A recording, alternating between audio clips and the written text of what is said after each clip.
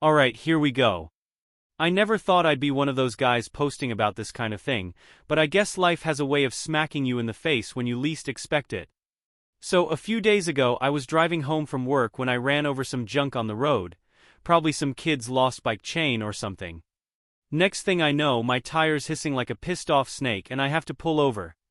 I call up a tow service, but they tell me it'll be at least an hour. No problem, I think. There's a little shopping plaza nearby, so I figure I'll grab a drink and kill some time. I walk into the store and that's when my whole world crashes down. Right there in the snack aisle is my wife, Rachel. But she's not alone. She's holding hands with Jerry, her coworker. The same guy she's always called such a great friend and just a work buddy. Yeah. That guy. And let me tell you, they're not just holding hands like casual friends. No, this is full-on, fingers laced, soft smiles, leaning into each other hand-holding. The kind of hand-holding that screams, this is not our first time doing this. I don't know what possessed me in that moment, but instead of storming over like some madman, I step back into an aisle and just watch. My heart's pounding so loud I can hear it in my ears, and my hands are shaking, but I force myself to stay still. I need to know what's going on. They pick out a bottle of wine, some chocolates, real date night stuff. Then Jerry says something and Rachel laughs. Laughs. And not just any laugh. That soft, flirty giggle she used to have when we first started dating.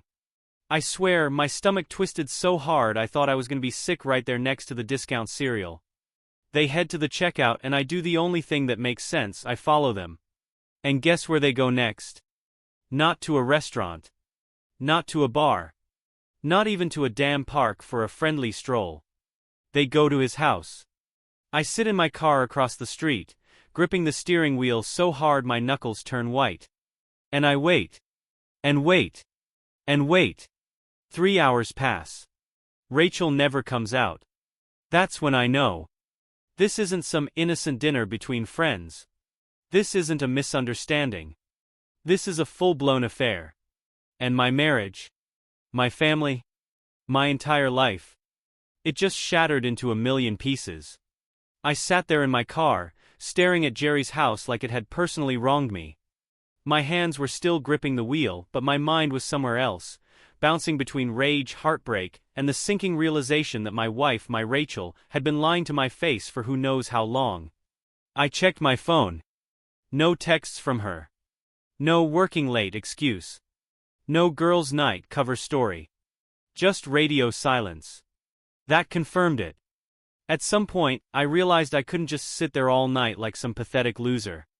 I needed proof. I needed to see it with my own eyes. So, after another hour of staring at that house, I did something I never thought I'd do. I got out of my car, walked right up to their front yard, and peeked through the living room window. And there they were. Rachel was curled up on the couch with Jerry, her head on his shoulder, laughing at something on the TV. His arm was draped around her like it belonged there, like she belonged there. My wife. In another man's arms. I must have made some kind of noise because Rachel suddenly sat up and looked toward the window. My heart nearly exploded out of my chest, and I ducked down behind a bush like an idiot. I held my breath, waiting to see if she'd come outside, but after a few seconds I heard nothing. When I peeked again, she was back to snuggling up against him. Like I didn't even exist. That's when the rage took over. I stormed back to my car, shaking, gripping my phone so hard I thought I'd crush it. I almost called her right then and there, but something stopped me. If I called now, she'd have time to come up with lies. To twist the story. To make me feel crazy. No. I needed more. So I drove home. But I wasn't done. Not even close. I grabbed the spare key to our house, the one Rachel didn't know I had hidden. And then I turned around and went right back to Jerry's place. I waited until they left. And then I went inside. Breaking into another man's house wasn't exactly on my bucket list, but at this point I didn't care. I needed the truth, the kind you can't lie your way out of. So when Rachel and Jerry finally walked out, laughing like they didn't just set my world on fire, I watched them drive off. Then I walked up to the front door, used the spare key Rachel didn't think I knew about, and let myself in. First thing I noticed? The place didn't feel like a bachelor pad. It felt lived in. A woman's touch here and there. A candle on the coffee table, a throw blanket neatly folded. Was she staying here? I walked further in, heart pounding, stomach twisting. And then I saw it, the bedroom door slightly open. I pushed it all the way. Fresh sheets. A faint smell of her perfume. A towel hanging over the chair, still damp. The closet door was cracked open and inside, one of Rachel's dresses. Not just any dress, her favorite dress.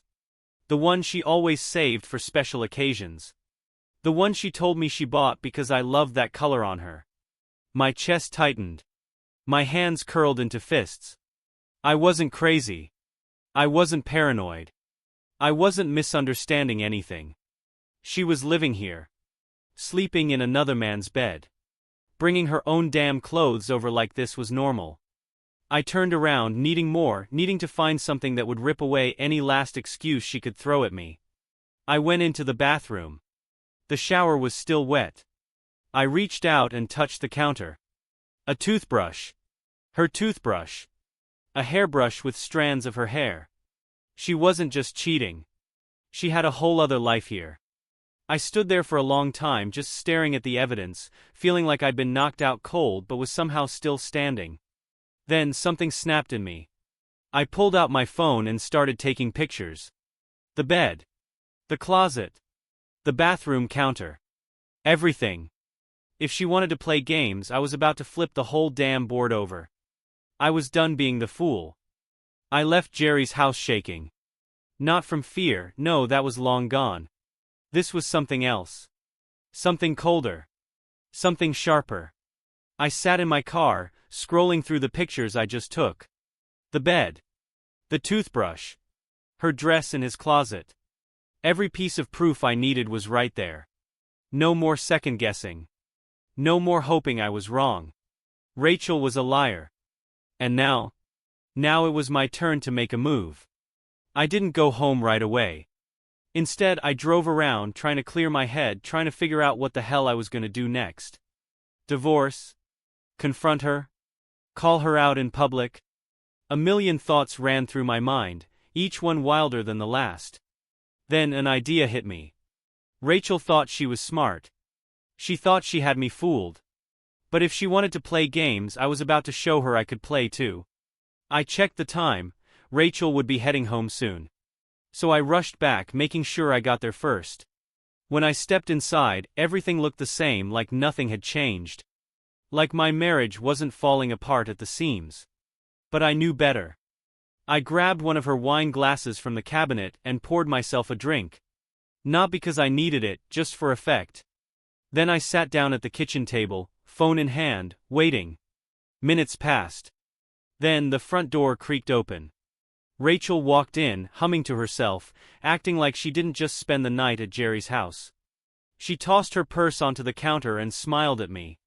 "Hey babe. How was your day?" Unbelievable. I took a slow sip of my drink, my eyes locked onto hers. I could see it now, the way she looked at me but not at me. The way she smiled just a little too easily. The way she lied like it was second nature. I forced myself to smile back. It was good. How about you? She yawned, stretching. Ugh, exhausting. Work was crazy. I might just take a shower and go to bed early. A shower? Of course. Gotta wash off the stink of Jerry's bed before climbing into mine. I just nodded. Yeah, you do that. She gave me a peck on the cheek, the audacity, before heading toward the bathroom. And as soon as she closed the door, I pulled out my phone. Time to set the trap. The second Rachel disappeared into the bathroom, I got to work. I opened my texts and sent a message to her. Me, hey, where are you? I waited. A few seconds later, I heard the shower turn on. Then my phone buzzed. Rachel, just got home. Exhausted. Gonna shower and sleep. Miss you. I stared at the message, my grip tightening around my phone. Miss me? She just kissed another man goodnight, showered in his bathroom, and now she was acting like the perfect wife? Liar. I exhaled, forcing myself to stay calm. I wasn't going to lose it. Not yet. Instead, I opened my camera roll and scrolled through the pictures I took at Jerry's house. The bed. The closet. The bathroom. The damn toothbrush. Then I sent them to her. All of them. No message. No explanation. Just cold, hard proof. A minute passed. Then another. The shower was still running. She hadn't seen them yet. I leaned back, tapping my fingers on the table, waiting. My heart was pounding, but my face? Calm. Controlled. This was her moment of truth. Then I heard it. The water shut off. Footsteps. Her phone buzzed, silence, and then a gasp. For a second, nothing happened. Then the bathroom door flung open and Rachel rushed out, dripping wet, a towel barely wrapped around her. Her phone was clutched in her shaking hand, eyes wide with panic. What is this? She stammered, holding up the screen like she didn't already know. I took another slow sip of my drink and met her eyes. You tell me. Her mouth opened and closed like a fish, struggling to come up with something, anything. Then, like clockwork, she did what all cheaters do when they get caught. She lied. This isn't what it looks like. She blurted out, shaking her head furiously. I can explain. I let out a short laugh. Oh, you can? Great. Can't wait to hear this. She swallowed hard, gripping her towel tighter. Okay, yes, I was at Jerry's. But it's not what you think. He had a rough day and I was just comforting him as a friend. I raised an eyebrow. Right. And your comforting required a toothbrush and fresh sheets. Rachel's face paled. She looked at the pictures again like she was hoping they'd magically change. Then she shook her head. I stayed over, okay? But not like that. I crashed on the couch. I was just too tired to drive home and... I cut her off with a cold chuckle. Rachel. I watched you walk into his bedroom. She froze. Busted. And in that moment I saw it, the first crack in her armor. The panic, the realization that she wasn't getting out of this one. Her lip trembled. Baby, please. It was a mistake. I got too close, but I swear it didn't mean anything. You have to believe me. I leaned forward, resting my elbows on the table. No, Rachel. I don't have to do anything. Her eyes filled with tears. I love you. Please, we can fix this. I stared at her, letting the words hang in the air. Then I suited up, walked past her, and locked the bedroom door behind me. Rachel banged on the bedroom door almost immediately. Please, please talk to me. Her voice cracked, but I didn't move. I just stood there, staring at my reflection in the mirror, feeling numb. She kept going. It was a mistake. I swear. It didn't mean anything. I never stopped loving you. I sat down on the bed, rubbing my temples. It was almost insulting how fast she was trying to downplay it. Like I hadn't just caught her red-handed. Like she could just talk her way out of this. A few seconds passed and then, silence. I knew that trick. She was waiting, hoping I'd crack first. I didn't. Then, after what felt like forever, I heard her footsteps retreat down the hall. A few seconds later, the front door opened and slammed shut. She left. Good. I let out a breath and grabbed my phone. My hands were still shaking, but my mind was clearer now. This wasn't just a spur-of-the-moment thing. She had a whole second life at Jerry's place. And now she was panicking, scrambling to figure out her next move. I wasn't going to give her that chance. I opened our shared bank account app. First thing I noticed? She had transferred $500 to herself 3 days ago. For what? I didn't know, but I wasn't about to wait and find out. I immediately moved the majority of our funds into a separate account under my name. Then I checked my messages. I had one unread text from Jerry. Jerry, hey man, can we talk? I almost laughed. Talk? Like what? He was gonna apologize. Try to explain. I stared at the message, debating whether to respond. Then I got a text from Rachel. Rachel, please don't do anything rash. Just wait until I get home. We can talk. I read it twice. Rash. She was scared. Good. I didn't respond. Instead, I did something I should have done weeks ago. I picked up my phone and called my lawyer. I wasn't playing games anymore. Rachel wanted to talk. Too late. Jerry wanted to explain. Not interested. The only conversation I cared about was the one I was about to have with my lawyer. When he picked up, I got straight to the point. I need to start the divorce process. He let out a small sigh, like he'd heard this same story 1,000 times before. All right. Let's go over a few things first. For the next 20 minutes, we talked logistics, assets, accounts, proof of infidelity. I laid it all out, every disgusting detail. The pictures, the money transfers, the lies. My lawyer listened, occasionally asking questions, but he didn't sound surprised. Then he asked, "Does she know you're planning to file?" "Not yet," I admitted. "Good," he said. "Don't tell her anything until we have everything set up." I nodded, even though he couldn't see me. "And what about our daughter?" That was the only part of this that truly hurt. Toby was only 8. She didn't deserve this mess. My lawyer said we'd need to talk custody, but since I had solid proof of Rachel's affair, things could lean in my favor. That was all I needed to hear. After I hung up, I sat there for a minute, gripping my phone. It was really happening. My marriage was over. Then, as if on cue, my phone buzzed again.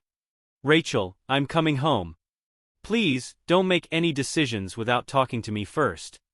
I love you." I scoffed. Now she wanted to talk? Too bad. I stood up, grabbed my keys, and left before she got back. Because tonight, she wasn't going to be the one controlling the conversation. I didn't go far. Just parked a few blocks away and waited. I needed to see her reaction. I needed to know what kind of lie she was going to spin next. 15 minutes later, Rachel's car pulled into the driveway. She practically ran inside. I could picture her looking around, expecting to see me waiting at the table, ready to listen to her excuses. But I wasn't there. A minute passed. Then another. Then my phone rang. I let it go to voicemail. A few seconds later, a text popped up. "Rachel, where are you? We need to talk." I stared at the screen, debating. Should I keep her guessing? Let her sit in her panic for a while? No. Not yet. I put the car in drive and headed home. Time to see her face when she realized she'd already lost. When I walked inside, Rachel was pacing the living room, her phone clutched in both hands. The second she saw me, her eyes went wide with relief. "Oh my God," she breathed, rushing toward me. I thought. I put up a hand, stopping her in her tracks. "Don't." Her mouth snapped shut. For a moment we just stood there, staring at each other. She looked awful, hair a mess, eyes red from crying. But I didn't feel sympathy. Just anger. I folded my arms. "All right, Rachel. Let's hear it." She blinked. Hear what?" I let out a dry laugh. "Your excuse. Your lie. Because I know it's coming." She flinched like I'd slapped her. "It's not," she swallowed hard. "I made a mistake, okay? I was confused." I tilted my head. "Confused?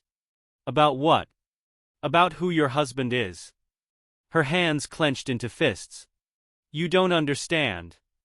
"Oh, I understand just fine," I snapped. "I understand that you've been sneaking around with Jerry. I understand that you moved your own damn clothes into his house. I understand that while I was breaking my back for our family, you were playing house with him." Tears welled up in her eyes. "I never meant for it to go this far." I scoffed. "That's the best you've got?" She let out a shaky breath. "I love you, not him." I stared at her for a long moment. Then I pulled out my phone and scrolled to the pictures from Jerry's house. The bed. The bathroom. Her dress. And I held it up for her to see. Rachel sucked in a sharp breath. I nodded. "Yeah. That's what your love looks like." She covered her mouth, shaking her head. Please, just let me explain. I shoved my phone back in my pocket and turned toward the hallway. Where are you going? She whispered. I paused at the doorway, gripping the frame. To sleep. Unlike you, I actually belong in this house. And with that, I left her standing there, broken. But not as broken as me. I barely slept. Every time I closed my eyes, all I could see was Rachel in his house. Her laugh. Her dress in his closet. The way she begged me to believe her, even when the truth was staring both of us in the face. By the time morning came, I was running on pure adrenaline. I walked into the kitchen and there she was, sitting at the table, looking like she hadn't slept either. Her eyes were puffy, her hair a mess, and for the first time in a long time, she looked nervous. She stood up as soon as she saw me. Please just talk to me, she whispered. I ignored her and poured myself a cup of coffee. She took a shaky breath. I don't want to lose you. I let out a short, humorless laugh. Rachel, you already did. She flinched, gripping the edge of the table like it was holding her up. We can fix this. I sipped my coffee. There is no we anymore. Tears welled up in her eyes.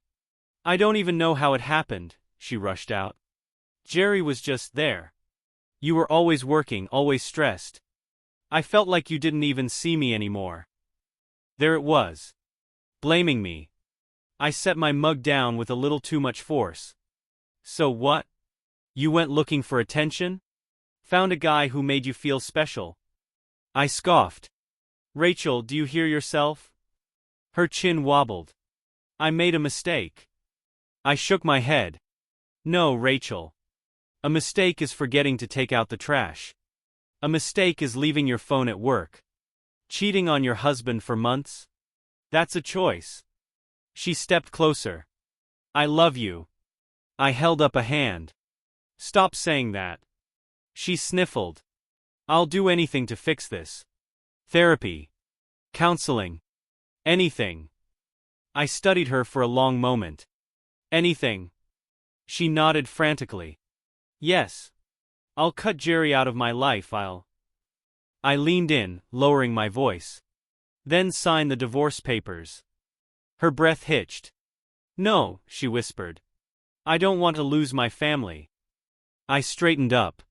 You threw your family away the second you stepped into his bed. She let out a choked sob. What about Toby? What are we gonna tell her? That hit me like a punch to the gut. Our daughter. I clenched my jaw. We'll figure it out. Rachel shook her head. She'll hate us. She won't understand. I met her gaze, cold and unwavering. Then maybe you should have thought about that before sneaking around behind my back. Silence. For the first time she had no comeback. No excuse. Just guilt. I grabbed my coffee and turned to leave. I'll have the lawyer send over the papers. Rachel didn't stop me this time. She just stood there, crying softly into her hands. And for the first time in this whole mess, I didn't feel bad for her. Rachel stayed quiet for the rest of the morning. No more begging. No more excuses.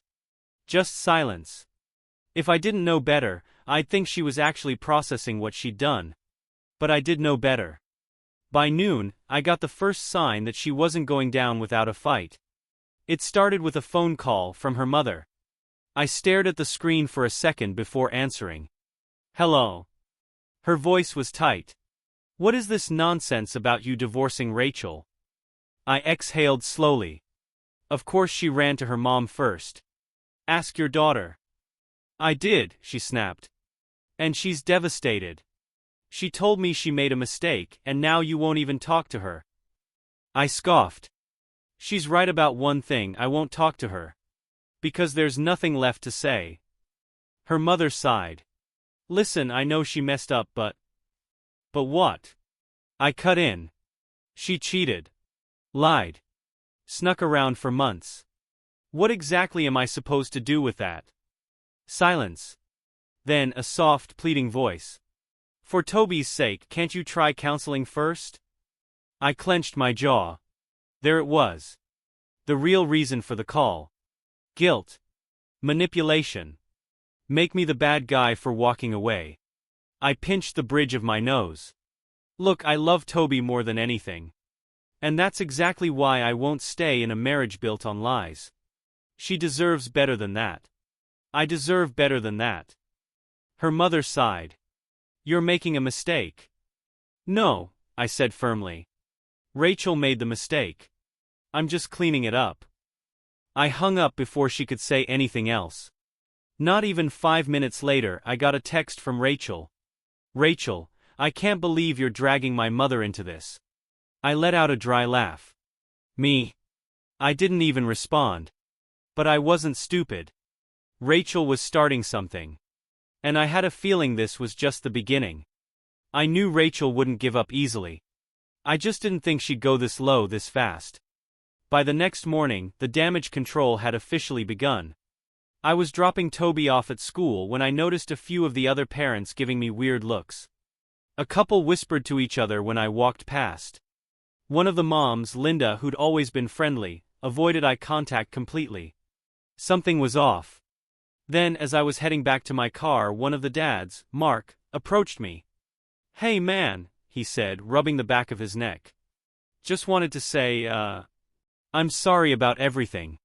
That's rough. I frowned. Sorry about what? He hesitated. Rachel, she, mentioned you guys were having issues. I let out a slow breath. Of course she did. And what exactly did she say? He shifted uncomfortably. Just that you've been distant. Working all the time. That you stopped making her feel loved. He shrugged. I guess she's been really struggling with it. I stared at him. She told you that? She mentioned it to my wife, he admitted. And well, you know how things spread. Yeah. I knew exactly how things spread. Rachel wasn't just lying, she was rewriting history. Making herself the victim. Trying to paint me as the cold, neglectful husband who pushed her into Jerry's arms. I clenched my jaw. I could already see it. Her playing the sad, broken wife act, telling half-truths to make herself look better. Not outright saying I was the bad guy, but implying it just enough so people would start wondering. And people loved a good scandal. I forced a tight smile. Thanks for letting me know, Mark. He gave me a sympathetic nod before walking off. I sat in my car for a while, gripping the wheel, forcing myself to breathe. I could feel the anger bubbling up, but I couldn't afford to lose it. Not yet. Rachel wanted to play the victim. Fine. But I wasn't going to let her rewrite my story. Rachel wanted to paint herself as the poor, neglected wife. Fine. But two could play that game. I wasn't going to sit back and let her trash my name. That same morning I made my move. First, I sent a group text to a few mutual friends, people who I knew had probably already heard Rachel's version of the story. Me, hey, I know Rachel's been talking to people about our marriage, so I just want to clear something up. She cheated. 4 months. She was sneaking around with Jerry, staying at his house, keeping her clothes there. I have proof. Just thought you all should hear the truth instead of whatever version she's been spreading. I hit send and sat back, waiting. Less than 5 minutes later, my phone started blowing up. Jake, wait. What? Mia, Rachel said you guys were just having issues. She never mentioned another guy. Sarah, holy crap. Are you serious? Me, dead serious. I have pictures. I caught her in her lies. And now, instead of owning up to it, she's trying to twist the story to make me look bad. Jake, that's messed up, man. I'm sorry. Mia, ugh, I feel so stupid. She made it sound like you just stopped caring. Me, that's exactly what she wants you to think. One by one, the texts started coming in. Some people were shocked. Some were pissed that she had lied to them. Others were trying to stay neutral, but I could already tell they were rethinking things. I wasn't looking for sympathy, I just wanted the truth out there. And it worked. By the afternoon, I got a text from Rachel. Rachel, really? You're turning people against me now? I smirked at the screen. Me, no, Rachel. I'm just making sure people know the truth. She didn't respond. But I knew she was fuming. And that was exactly what I wanted. Rachel lasted a whole 2 hours before she cracked. I was sitting at home, scrolling through my phone when the front door burst open. Rachel stormed in, eyes wild, face red. "What the hell is wrong with you?" she shrieked. I leaned back in my chair, unfazed. "Good to see you too, Rachel." She threw her hands up. "You're telling people. Spreading lies about me." I raised an eyebrow. "Lies?" I pulled out my phone and tapped on the pictures. "I think you mean evidence." Her face paled. Then just as quickly she switched gears. "You're ruining my life," she cried, hands in her hair like she was the real victim here. "Do you have any idea what people are saying about me? What my family is saying?" I scoffed. "Oh, you mean the people you ran to first? The people you tried to turn against me?" She clenched her jaw. I was scared. I didn't know what else to do. I shook my head. "No, Rachel. You knew exactly what you were doing. You thought you could twist the story and come out looking innocent." Tears welled up in her eyes. "I didn't want it to be like this." I exhaled slowly. "Rachel, you made this bed." I gestured toward the door. "Go lie in it." For the first time since this all started, I saw it, true panic. She realized she was losing. That the sympathy act wasn't working. That I wasn't budging. And then, she said the one thing that made my blood run cold. "If you don't stop this," she whispered, voice trembling, "I'll tell Toby that you're the reason we're splitting up." Silence. I slowly stood up. My whole body was rigid, fists clenched so tight my nails dug into my palms. "You wouldn't," I said, voice low and dangerous. Her lip trembled. I just mean, if she asks, I can't tell her everything. She's just a kid. I have to protect her." I took a slow step forward, my voice like ice. "No, Rachel. You don't get to twist this for her too. You don't get to poison my daughter against me because you can't handle the consequences of your own damn actions." She swallowed hard, stepping back. "Tell her the truth," I continued, my tone steady but firm. "Or I will. And believe me, you don't want to know how I'll tell it." Rachel's breath hitched. I could see it, the fear, the realization that she had no more cards left to play. Then, without another word, she turned and walked out. And for the first time since this nightmare started, I felt like I'd won. Rachel didn't text. Didn't call. Didn't even try to talk things out again.